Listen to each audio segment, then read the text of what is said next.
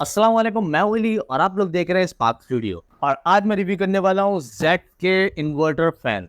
इस वीडियो के अंदर हम लोग जेड के फैंस को देख लेंगे, इसके बॉक्स में क्या क्या लिखा हुआ है और क्या क्या क्लेम्स है, और इसको अनबॉक्स करके देख लेंगे इसके अंदर क्या क्या मिल जाता है, और इसके जो पर वगैरह है इसको भी देख लेंगे।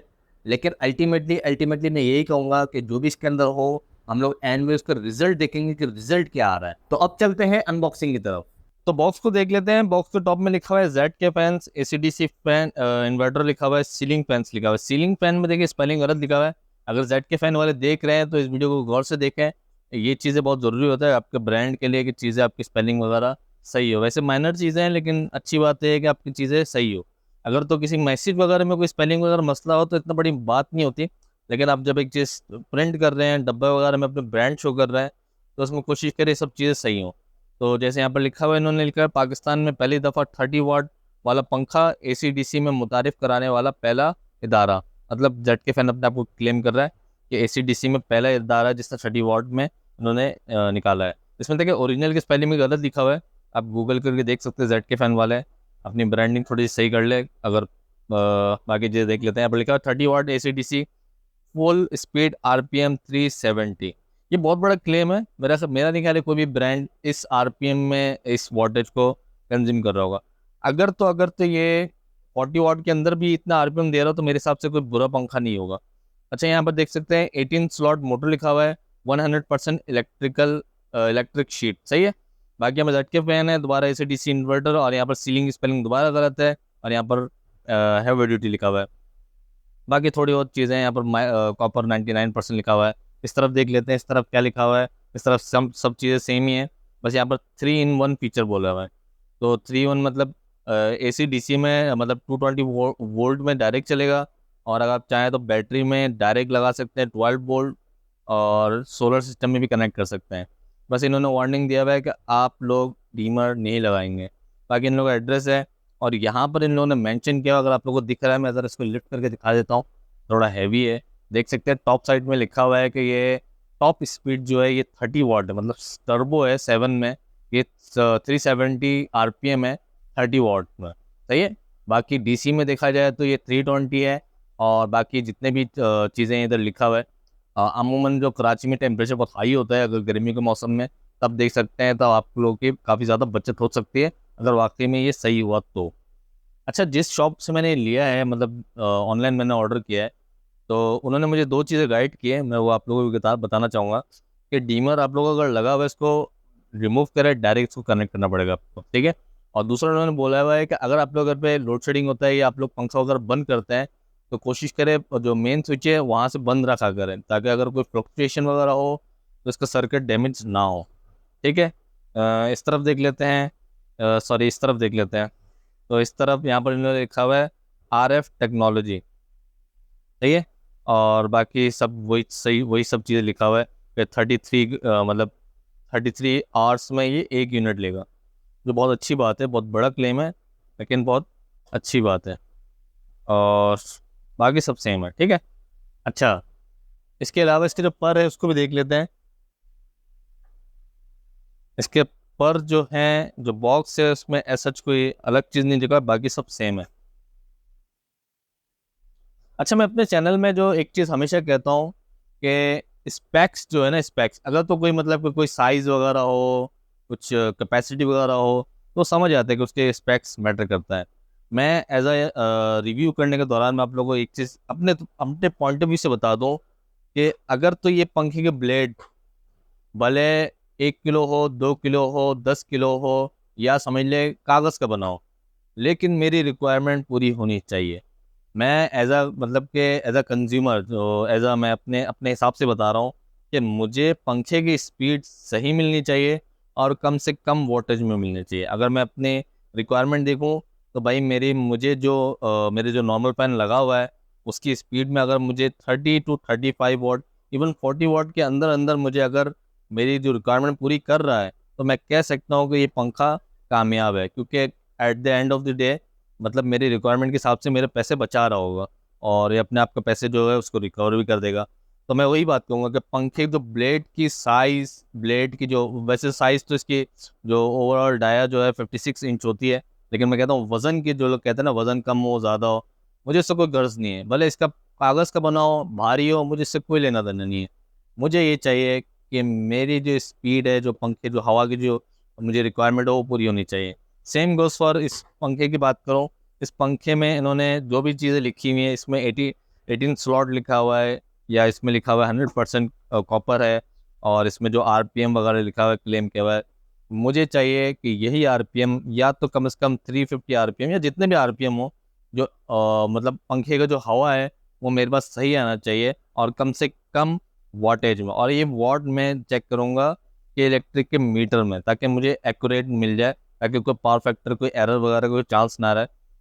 इसको मैं डायरेक्ट चेक करूँगा कि इलेक्ट्रिक के मीटर से, और बाकी इसको मैं पर्सनली टेस्ट करके, मतलब पर्सनली फील करके आपको बता सकता हूँ कि मेरे जो एग्जिस्टिंग पंखा है या उसके मुताबिक बेहतर है या उससे बेकार है।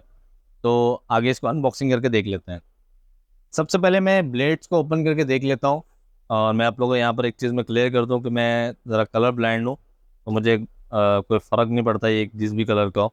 मुझे वैसे पर्सनली मैं प्रेफर करता हूँ वाइट कलर हो, बाकी क्रीम कलर वगैरह मुझे इतना कोई ख़ास इंटरेस्ट नहीं लगता, मतलब मुझे वैसे इतना ख़ास दिखता ही नहीं, तो मैं आपको क्या बोलूँ।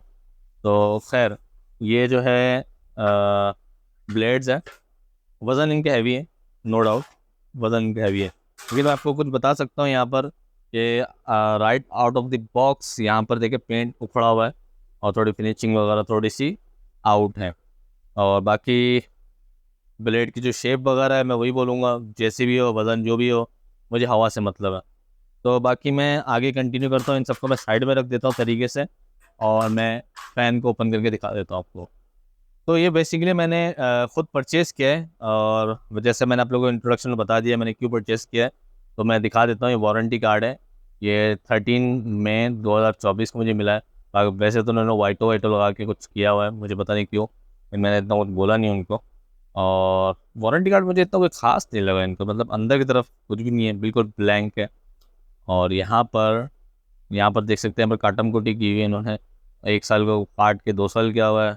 मतलब कि जो इनके जो मेरा ख्याल है सर्किट है, आई गेस, सर्किट को इन्होंने 2 साल का कर दिया है काट के, और जो मोटर है उसकी वारंटी 10 साल को हटाकर 5 साल कर दी है, फैन से काट के जिनसे मैंने लिए। और बाकी यहाँ पर ये देख सकते हैं, ये जेड के फ़ैन जो यहाँ पर लिखा हुआ है, तो चलो ये तो प्रिंट आउट है, लेकिन यहाँ पर एक कागज़ चिपकाया गया है। यहाँ पर देख सकते हैं, ये जो कागज़ है ना, ये कागज़ से लपेट के यहाँ पर चिपकाया गया है। इसको मैं बाद में रिमूव करके देखूँगा इसके अंदर एग्जैक्टली क्या लिखा हुआ है, जस्ट इन केस अगर पंगा सही नहीं हुआ तो मैं वारंटी तो क्लेम कर सकूँगा। पता नहीं वो क्लेम होगा नहीं होगा, अलग बात है। यहाँ पर बाकी देख सकते हैं स्पेलिंग और गलत है, बाकी तीनों चीज़ें जो बॉक्स में लिखा है वही चीज़ें लिखी हुई हैं। बाकी मैं रसीद खोल के दिखा देता हूँ, मैं अपना नंबर ब्लर कर दूँगा। बाकी यहाँ पर देख सकते हैं, यहाँ पर इनवॉइस लिखा हुआ है, और यहाँ पर स्टैम्प वगैरह लगा हुआ है। और ये मैंने यहाँ पर देख सकते हैं 5 साल की मोटर वारंटी, 2 साल की सर्किट वारंटी इन्होंने लिखा नहीं, कार्ड वारंटी सही है, कार्ड वारंटी है। और यहाँ पर मुझे ये पड़ा है आज की तारीख में 9,600 रुपये में। अच्छा, इस प्राइस में जो है मुझे होम डिलीवरी साथ मिला है, ठीक है। और मैं एक बात से बड़ा इनसे मतलब क्वेश्चन मारता है कि दराज में क्यों अवेलेबल नहीं है, क्योंकि दराज से काफ़ी सेफ्टी हो जाता है। अब देख सकते हैं इन्होंने गारंटी की स्पेलिंग में गलत लिखा हुआ है।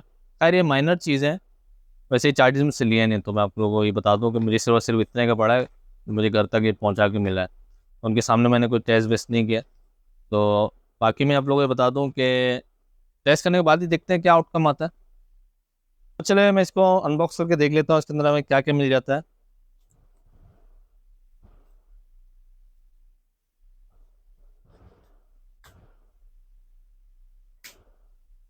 अच्छा, ये पंखा जो है मैंने ज़ाती तौर पे ख़रीदा है, कोई रिव्यू वगैरह के चक्कर में नहीं ख़रीदा था, लेकिन मैंने जो सीरीज़ सोचा हुआ है उस हिसाब से मैंने सोचा कि चलो अच्छा है, रिव्यू भी हो जाएगा।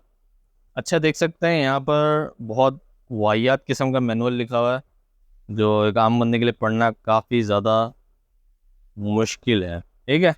आगे यहाँ पर लिखा हुआ है जेड के CF क्राउन ई-ट्रॉन, मेरा ख्याल मॉडल वगैरह जो भी है। चलो ओपन करके देख लेते हैं। अच्छा, सबसे पहले जो हमें मिलता है, इसके अंदर हमें मिलता है रॉड, सही है, जिसकी मदद से आप पंखे को लटकाएंगे, जाहिर सी बात है। और ये तकरीबन मैं अंदाज़न बता सकता हूँ ये 1 फिट है, सही है, 1 फिट से थोड़ा सा कम है, लेकिन 1 फिट कह सकते हैं, 12 इंच कह सकते हैं हम इसको, ठीक है। इसको साइड में रख देते हैं, और इसको देख लेते हैं। ये ऊपर की तरफ लगेगा। अच्छा, मुझे एक बात बड़ी अजीब सी लगी कि इनका जो ब्रांड है वो स्टिकर के, मतलब कोई भी रिमूव करके अपना ब्रांड लगाता है, तो एक अजीब सी बात है। अच्छा, यहाँ पर स्पेलिंग सही लिखे हैं इन्होंने, तो ये भी अजीब ही बात है। खैर आगे देखते हैं। आगे इसके अंदर में मिल जाता है एक रिमोट, सही है। और ये रिमोट, इसमें सब चीज़ें हम चेक कर लेंगे जब इसको रन कर रहे होंगे। और यहाँ पर कुछ इन्फॉर्मेशन दिया हुआ है, ठीक है। तो अच्छा, यहाँ पर डिस्प्ले भी है, सही है, उसको भी देख लेंगे कैसा दिखता है। और ये इंफ्रारेड नहीं है, ये आरएफ है, तो इसका मतलब ये था आप कहीं पर भी पॉइंट आउट, मतलब कहीं पर भी फेसिंग करके आप चला ले, कोई प्रॉब्लम आपको महसूस नहीं होगा। अच्छा, इसके बाद इसके अंदर फ़ैन मिल जाता है हमें, मतलब जो मोटर कह सकता है, और मोटर सर्किट इसी के अंदर है। और ऐसा बॉक्स के अंदर और कुछ भी मौजूद नहीं है, कोई मैनुअल वगैरह नहीं है। मैनुअल वगैरह इन्होंने यहाँ पर प्रिंट करके अपनी जान छुड़ाई है।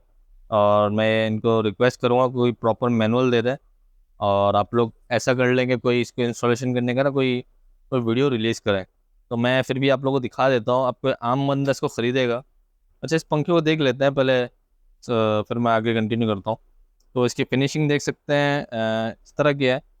बाकी थोड़े बहुत डेंट वगैरह देख सकते हैं इसमें मौजूद है। और यहाँ पर देख सकते हैं राइट ऑफ द, मतलब बॉक्स से बाहर निकालते हैं, यहाँ पर देखते हैं पेंट आपके यहाँ पर उखड़ा हुआ है, और यहाँ पर लाइन है। आई डोंट नो फिनिशिंग कैसे कर रहे हैं लोग। और ऐसा कुछ तो मुझे ख़ास नज़र नहीं आ रहा।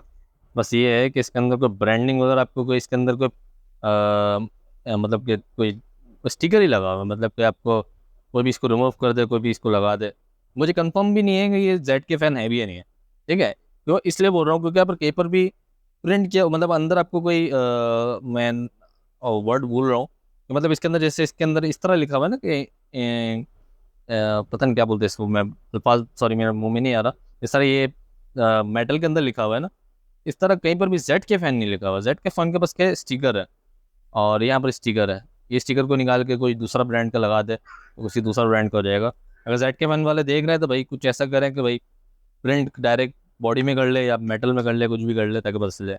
अच्छा, अगर अभी मैं इसको आप लोगों को दिखा रहा हूँ एज अ मतलब कोई न्यू पर्सन हो, कोई बंदा खुद इंस्टॉल कर रहा हो, तो वो बहुत ज़्यादा कंफ्यूज इसलिए हो जाएगा कि मैं इसको कनेक्ट कैसे करूँ। अगर किसी ने एसी-डीसी फ़ैन कभी नहीं लगाया हो, जो डायरेक्ट आपका एसी फ़ैन से इसमें आ रहा हो, इसको कैसे ओपन करेगा? मुझे कोई बता सकता है कैसे ओपन करेगा? इसको मैं घुमाते रहूँगा ना, तो ये घूमता रहेगा, सही है। इसको मैं ऐसे पकड़ के, इसको यूँ पकड़ के यूँ घुमाते रहूँ, तो घूमेगा, ठीक है।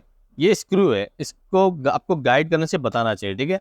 इसको पकड़ के इसको ओपन करना है, ये आपको बताना पड़ेगा, कहीं मैनुअल आपको शो करना पड़ेगा, कोई वीडियो ट्यूटोरियल दिखाना पड़ेगा। तो मैं ये स्टेप दिखा रहा हूँ कि किस तरह इसको फिटिंग कर सकते हैं। सबसे पहले आप इसको स्क्रू करके खोलेंगे। अगर ये नहीं खुल रहा हो और आपको इट्स हर चीज़ घूम ही रही हो, तो आप इसको कोई नोज प्लस वगैरह से इस स्क्रू को पकड़ के इसको खोलेंगे आप, ठीक है। इसको जैसे आप खोल लेंगे, तो आप इसके अंदर फिर ये नट बोल्ट को आप ओपन कर लीजिएगा। इस नट बोल्ट को जैसे आप निकाल देंगे, तो इसके अंदर आपको एक और नट नज़र आएगा, इसको भी आप खोल लेंगे। अगर ये खुलने में मुश्किल हो रहा होगा, तो आप अपने जो टेस्टर वगैरह है या प्लास जो भी है उसकी मदद से इसको खोल लीजिएगा, और इसके बाद इसको आप ओपन कर लेंगे, ठीक है। अच्छा, ये जो सर्किट है, ये मैंने जो बहुत सारी वीडियोस देखी है, उसके अंदर बेसिकली एक छोटा सा बॉक्स नुमा होता है, लेकिन ये सर्कल है, मतलब जो मेरा रॉयल फ़ैन है उसी टाइप का इसके अंदर सर्किट लगा हुआ है। तो मैं डर रहा हूँ कि वैसे ही कोई मसले वाला ना हो। और अच्छा, यहाँ पर इन्होंने एसी लिखा हुआ है और यहाँ पर लिखा हुआ है डीसी। मैं आप लोगों से रिक्वेस्ट करूँगा कि यहाँ पर कहीं पर जो आपके जो कनेक्टर्स है, इसके नज़दीक मेंशन कर दें कि भाई कौन सा एसी है, कौन सा डीसी है। और एसी डीसी में कलर के अलावा भी आपको यहाँ पर मेंशन करना चाहिए कि ये पॉजिटिव है और ये नेगेटिव है, सही है। इससे काफ़ी हेल्प हो जाएगा। जैसे अक्सर रॉयल फ़ैन वगैरह दूसरे फ़ैन में होता है, यहाँ पर टैग लगा होता है जिसमें बताया होता है कि भाई डीसी भी है और कौन सा पॉजिटिव है, कौन सा नेगेटिव है। सेम गोस और यहाँ पर एसी में तो आपको पॉजिटिव नेगेटिव का कोई मसला नहीं होता, लेकिन न्यूट्रल अगर अलग पता चल जाए तो बेहतर बात है। बाकी यहाँ पर आप लोगों को जैसे यहाँ पर बॉडी में लगा हुआ है, बाई चांस कभी आई डोंट नो कभी किसी को कनेक्ट करने में मुश्किल हो तो फिर अलग ही कोई मसला बन सकता है, ठीक है। तो यहाँ तक हमने देख लिया है, बाकी सर्किट इसके अंदर लगा हुआ है। अच्छा, इसके अंदर एक मज़ेदार बात बताऊँ कि इसके अंदर आप उसको फास्टली घुमाएंगे ना, तो ये स्टार्ट हो जाता है, आपको आवाज़ आएगी, सुन लीजिएगा। आप लोगों ने बीप आवाज़ सुनी है ना, तो इसका मतलब कि सर्किट स्टार्ट हो जाता है, ठीक है। इसकी बॉडी आपने देख ली है, काफ़ी थिक है, वेट है इसका नो डाउट। लेकिन मैं एट द मतलब मुझे रिज़ल्ट से मतलब है। मैं यही कहूँगा मेरा रिज़ल्ट अगर अच्छा है तो मेरे लिए बहुत बेहतरीन है, अगर मेरा रिज़ल्ट अच्छा नहीं है तो भले ये किसी भी चीज़ का बनाओ मेरे लिए फ़जूल है। तो इसको असेंबल करके ना उसके बाद हम देखते हैं। अच्छा, इसको कनेक्ट किस तरह करते हैं मैं आपको वो गाइड करने जा रहा हूँ। आपको बेसिकली पंखे का तार चाहिए होगा, तकरीबन आप समझ लें 2 से 3 फुट अपने हिसाब से, अपने रिक्वायरमेंट के हिसाब से निकाल लें। और इसको करना ये है कि इसके थ्रू, इस सुराख के थ्रू निकाल कर आपको एसी में कनेक्ट करना है। सॉरी, ये डीसी है, इस एसी में कनेक्ट करना है। ठीक है, 2 टर्मिनल यहाँ कनेक्ट कर देंगे। फिर रॉड के अंदर से इस तार को निकाल कर फिर रॉड वगैरह लगा के बाकी कैप वगैरह आप लगा दीजिएगा। तो इस तरह ये होगा कि आप जो है ना इसको फिट कर सकेंगे इजीली। तो मैं इसको कनेक्ट करके आपको दिखा देता हूँ। तो देखिए, मैंने करा ये है कि जो फ़ैन की जो रॉड है उसके अंदर पहले सारे जो पार्ट्स हैं उनको मैंने डाल दिए, और उसके थ्रू मैंने जो पार्ट्स है सारे डालने के बाद ना जो वायर है इसके थ्रू निकाल के, इस तरफ से निकाल के मैंने इस सुराख से ले जाकर एसी में कनेक्ट कर दिया है। तो उसके बाद मैं इसको लगा दूंगा और फिर देखते हैं क्या होता है। तो जैसे मैंने इसके अंदर वायर वगैरह लगा दिए तो मैंने इनकी सारी चीज़ें फिट कर दिए, और मैंने इसके अंदर जो स्क्रू वगैरह थे वो लगा लिए। वो मैं दिखाना थोड़ा मुश्किल हो रहा था इसलिए मैंने दिखाया नहीं।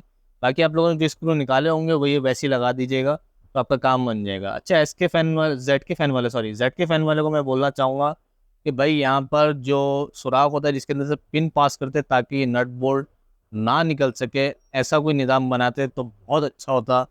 ये जिसने भी डिज़ाइन किया है उसको तो आप लोग फ़ौरन ही निकाल दें। तो भाई ये ख़तरे वाली बात है, क्योंकि अगर फ़ैन वाइब्रेट करेगी, खुदा ना खास्ता ये नट निकलेगा तो डायरेक्ट ही गिरेगा किसी के ऊपर और वो बंदा हलाक हो जाएगा। तो मैं आप लोग से रिक्वेस्ट करूँगा कि सेफ्टी के ऊपर कॉम्प्रोमाइज़ ना करें।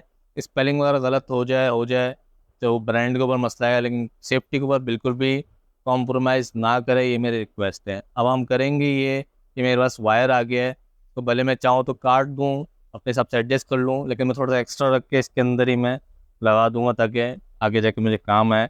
और मैं इसके अंदर अब पड़ लगा देता हूँ। तो मैंने पंखे के अंदर सारे पड़ लगा दिए। अब मैं इसको लगा के दिखा देता हूँ कि इसके जो पंखा जो स्पीड वगैरह किस तरह है वो आपको चेक करवा देता हूँ। आप फील नहीं कर सकते, लेकिन मैं अपने हिसाब से मैं आपको बता दूंगा। देख सकते हैं, ये मेरा पहले से फ़ैन लगा हुआ है, ये ACDC रॉयल फ़ैन है, और इसमें डीमर वगैरह नहीं लगा है मेरे पास।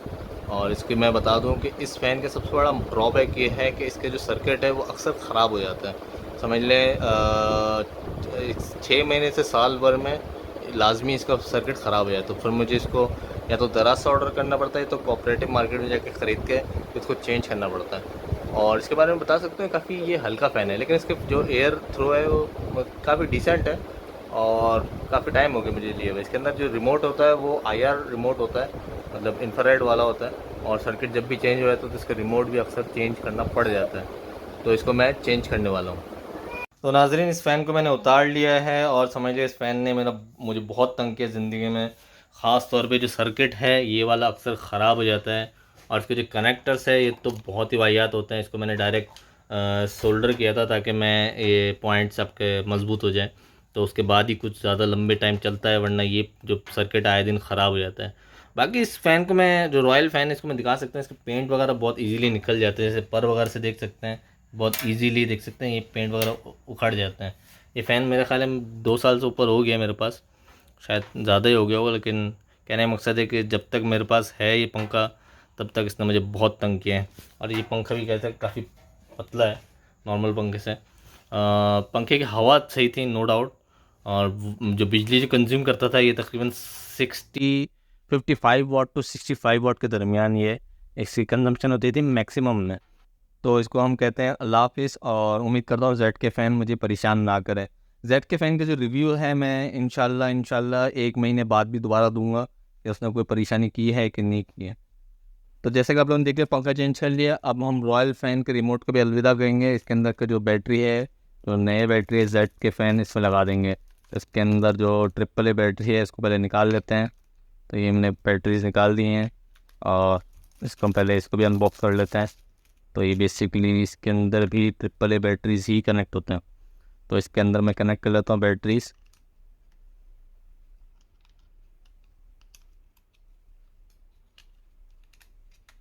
इसको मैंने कनेक्ट कर लिया है, अभी जाके पंखे में देखते हैं। तो नाज़रीन मैंने फ़ैन को ऑन कर लिया है, तो इसको मैं कर लेता हूँ डायरेक्टली। मैं इसको करता हूँ फुल स्पीड पे, टर्बो पे। टर्बो में प्रेस कर देता हूँ, टर्बो मतलब जी नाज़रीन लाइट चली। A few moments later. तो नाज़रीन कुछ सीन ऐसा है कि जैसे ही मैंने पंखा ऑन किया है तो हमारे घर की लाइट चली गई है। इसमें पंखे की कोई गलती नहीं है, ये अजीब इत्तेफाक है। हमारे इलाके में लोड शेडिंग नहीं होता, मतलब ऐसा होता है कि साल में 2-3 मरतबा लाइट जाता है। तो मैं कह सकता हूँ उनमें से एक दिन आज का दिन ही है, तो बेड लक है, तो एक तरीके से ब्लूपर है। तो मैं जैसे लाइट आ जाता है तो इसको मैं दोबारा ट्राई करता हूँ। The next day. तो ये पंखा जो है ये मैंने कनेक्ट कर लिया है, और जब लाइट आएगी तो मैं ट्राई कर रहा हूँ इसको। ठीक है, तो सबसे पहले मैं स्टार्ट कर लेता हूँ इसको। तो देख सकते हैं ये मैं नंबर 5 में स्टार्ट कर रहा हूँ। तो नाजरीन देखें पंखा स्टार्ट हो चुका है। इसको मैं इको मोड अगर दबाऊँ तो क्या होता है देखते हैं। इको मोड दबाने से ये क्या करता है, ई लिखा हुआ आ जाता है।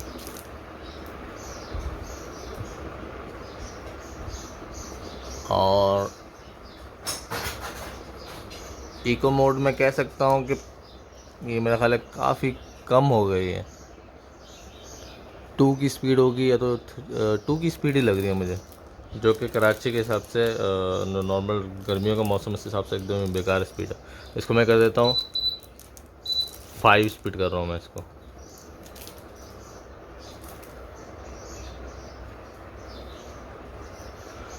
फाइव स्पीड में कह सकता हूँ जो मेरा जो रॉयल फ़ैन लगा हुआ था उसके जो टर्बो स्पीड है वो उसकी स्पीड दे रहा है। और इसमें मैंने जो मीटर में पावर चेक किया है तो पावर कंजम्पशन इसकी 30 वाट के अराउंड है। इसका मतलब अगर 31, 32, 33 वाट तक भी हो तो मेरे लिए फिर भी काफ़ी बेहतर है, क्योंकि ऑलमोस्ट हाफ इलेक्ट्रिसिटी कंज्यूम कर रहा है as compare to royal AC/DC। और इसको मैं अगर टर्बो मतलब 6 कर दूँ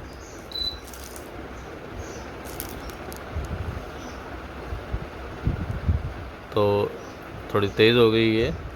और इसमें जो मैंने चेक किया ये अराउंड 40 वाट के करीब कंज्यूम कर रहा है। और वैसे इसके अंदर टर्बो मोड जो है, टर्बो मोड यहाँ पर दिया हुआ है। टर्बो मोड यहाँ पर लिखा हुआ जाता है H मतलब हाई स्पीड, ये देख सकते हैं H। मुझे टर्बो और जो नंबर 6 है इसमें कोई मैसिव कोई डिफरेंस महसूस नहीं हुआ एयर में, और इसमें भी तकरीबन 40 वाट के अराउंड ही कंज्यूम कर रहा था। तो मतलब 6 और टर्बो ऑलमोस्ट सेम ही है, लेकिन 5 में अगर इस्तेमाल करें तो 5 भी आपको स्पीड बहुत अच्छी दे देता है, लेकिन 30 वाट के अंदर हो जाता है। तो मैं कह सकता हूँ कि काफ़ी अच्छा पंखा है अब तक के जो रिज़ल्ट्स हैं, क्योंकि इससे पावर की सेविंग तो हो ही रही है, दूसरे ये कि जो हवा की जो रिक्वायरमेंट है आपकी वो फुलफ़िल कर रहा है, और मतलब अच्छा रिज़ल्ट है। बाकी इसको मैं इंशाल्लाह आगे जाके टेस्ट करूँगा कि इसको कोई फॉल्ट वॉल्ट ना आ जाए, तो उस हिसाब से इसकी क्या परफॉर्मेंस है, कोई फॉल्ट वॉल्ट आ रहा है नहीं आ रहा, और इसकी लाइफ कैसी है इसका आइडिया हो जाएगा। तो अब बात कर लेते हैं समरी की। इस फैन को मैं कह सकता हूँ कि वाकई में 30 वाट है, इस वजह से क्योंकि 30 वाट के अंदर जो हमारी जो रिक्वायरमेंट है, जो पंखे की हवा जो हमें नीड होती है उसको ये फुलफिल कर देता है। लेकिन अगर आप इसको टर्बो की तरफ चले जाते हैं तो ये 30 वाट को एक्सीड कर जाता है, बल्कि इवन यहाँ तक मैं कह सकता हूँ ये 40 to 42 वाट्स कंज्यूम कर लेता है। लेकिन स्टिल मैं कहूँगा कि ये अच्छा ऑप्शन है, क्योंकि इस कैटेगरी में जो 30 वाट की कैटेगरी में इन्वर्टर फैन में ऑलमोस्ट सबकी यही रिजल्ट आ रहे होते हैं। लेकिन अगर जेड के कंपनी वाले अगर मेरे वीडियो देख रहे हैं तो मैं उनको ये बोलूँगा कि माइनर से कुछ स्पेलिंग मिस्टेक से थोड़े ब्रांडिंग में थोड़ा काम कर ले तो आप लोगों को पंखे की जो रिजल्ट है काफ़ी बेहतरीन है। लेकिन एक और बहुत बड़ा एक मसला है, मैं आप लोगों को दिखा देता हूँ। जैसे आप लोग यहाँ देख सकते हैं, यहाँ पर लिखा हुआ है 18 स्लॉट फैन, सही है। और यहाँ पर कोई टिक विक मारने को कोई जगह नहीं है, मतलब कि यहाँ पर आप कोई टिक लगा हुआ नहीं है ना, यहाँ पर कलर वगैरह जहाँ पर कोई शो किया हुआ है। ऑन द अदर हैंड आप जब इसको पलट देते हैं तो इसी बॉक्स के अंदर देख सकते हैं यहाँ लिखा हुआ है 12 स्लॉट मोटर, ठीक है।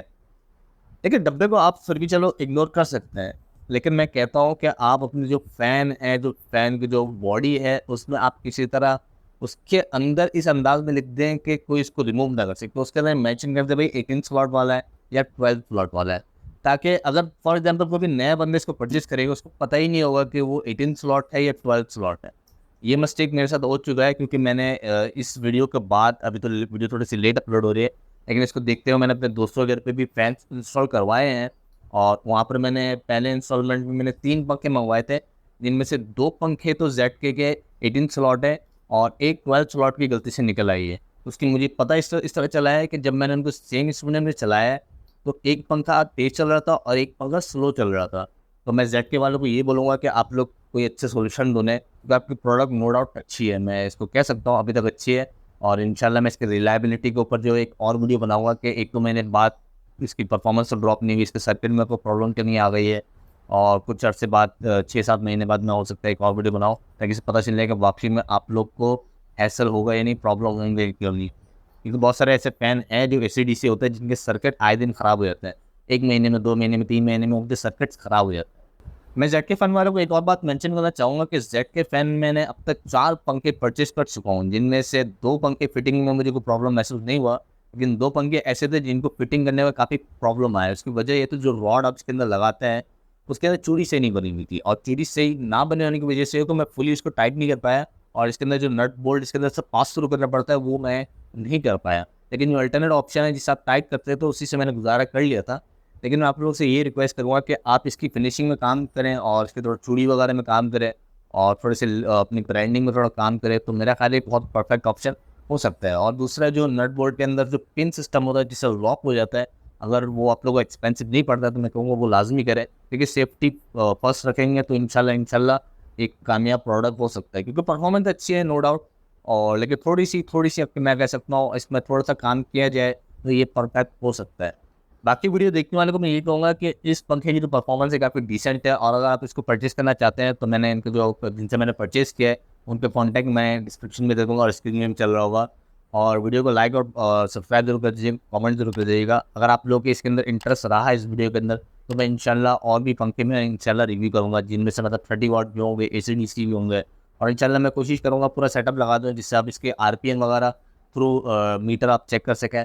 और आप ये भी देख सकते हैं कि पावर कंजम्पशन वगैरह रियल टाइम में कितनी है, और DC अगर मैं इसको प्रोवाइड करूँ तो क्या परफॉर्मेंस में फ़र्क आता है। तो ये सब चीज़ें मैं इंशाल्लाह दिखाऊंगा अगर तो ये वीडियो ग्रो करती है तो चैनल में नए तो सब्सक्राइब कर दे, और वीडियो पसंद आए तो लाइक ज़रूर कर दीजिएगा। दुआ में याद रखिएगा। अल्लाह हाफ़िज़।